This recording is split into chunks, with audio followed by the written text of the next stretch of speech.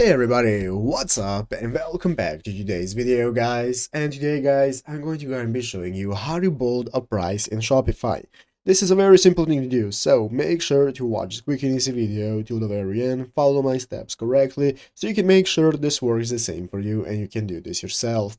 But yeah guys, let's get straight into it. So the first thing you want to do is to go ahead and open up the official Shopify.com website right here if you're not already. If you do not have the website, go ahead and open it up and log into your account. And after logging into your account where your store is, you'll be greeted by this main page right here, which is the home page where you can find all the sections you can access, such as your home section, orders, products, and so on.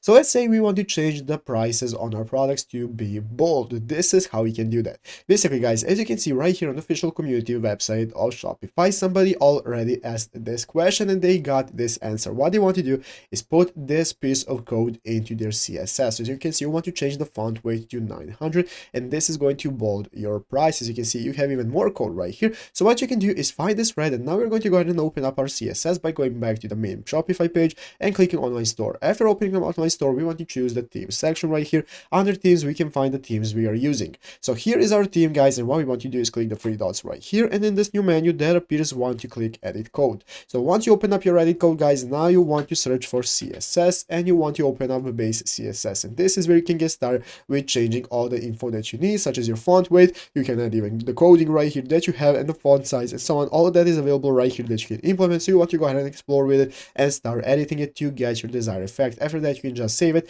and go back to your website and your font will be bolded. So I hope this video was helpful. If it was, make sure to leave a like, subscribe to the channel. So you guys, thanks for watching, take care, and bye.